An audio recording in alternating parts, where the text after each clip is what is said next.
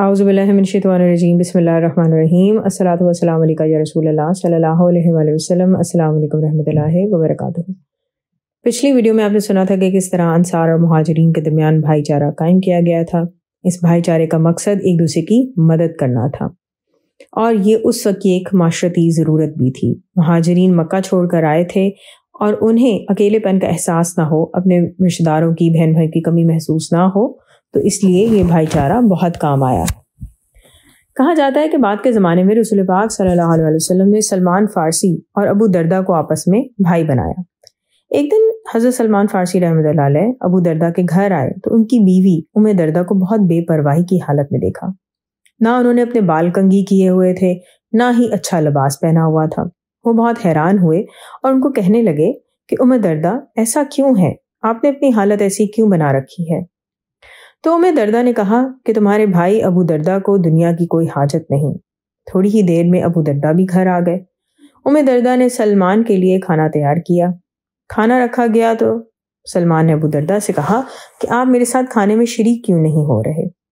ابو دردہ نے کہا کہ میں نفلی روزے سے ہوں۔ تو سلمان فارسی رحمۃ اللہ علیہ نے کہا کہ میں بھی کھانا نہیں کھاؤں گا۔ ابو دردہ نے کہا لیکن تم تو روزے سے نہیں ہو، تم کھانا کیوں نہیں کھا رہے؟ جس پر سلمان نے کہا کہ مجھے بھوک محسوس ہو رہی ہے، لیکن جب تک آپ شریک نہیں ہوں گے میں کھانا نہیں کھاؤں گا۔ ابو دردہ نے سلمان کی ضد دیکھی تو کھانے میں شریک ہو گئے۔ جب رات ہوئی تو رات کے پہلے پہر میں ابو دردہ عبادت کے لیے تیار ہو گئے۔ سلمان رضی اللہ عنہ نے ابو دردہ رضی اللہ عنہ سے کہا کہ ابھی سو جاؤ۔ ابو دردہ ان کی یہ بات سن کر سو گئے۔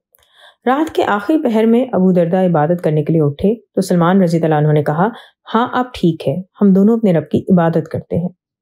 دونوں نے فجر کی نماز ادا کی۔ سلمان نے ابو دردہ سے کہا ابو دردہ جس طرح تمہارے رب کا تم پر حق ہے کہ تم اس کی عبادت کرو، اسی طرح تمہاری جان کا تم پر حق ہے، تمہاری بیوی کا تم پر حق ہے۔ ہر حق والے کو اس کا حق ملنا چاہیے۔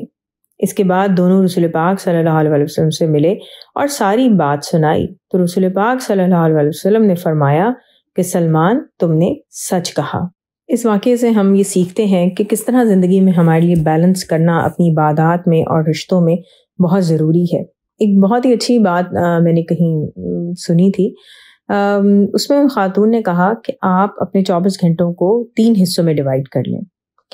24 میں سے 8 گھنٹے آپ اپنی عبادت، جس میں آپ کی نمازیں، وضو وغیرہ، اس کی تیاری سب کچھ شامل ہو، 8 گھنٹے آپ کے کام کے ہوں اور 8 گھنٹے میں آپ کی نیند ہو۔ اور اب اس نیند والے ٹائم میں اگر آپ نے کچھ اور انٹرٹینمنٹ یا کچھ کرنی ہے تو وہ بھی اس میں آپ شامل کریں۔ تو یہ ایک بہت اچھی ڈویژن تھی اور کافی اس سے آپ کو زندگی کو ذرا سیدھا کرنے میں گائیڈنس مل جاتی ہے۔ الصلاۃ والسلام علیکہ یا رسول اللہ صلی اللہ علیہ وسلم۔ السلام علیکم رحمۃ اللہ وبرکاتہ۔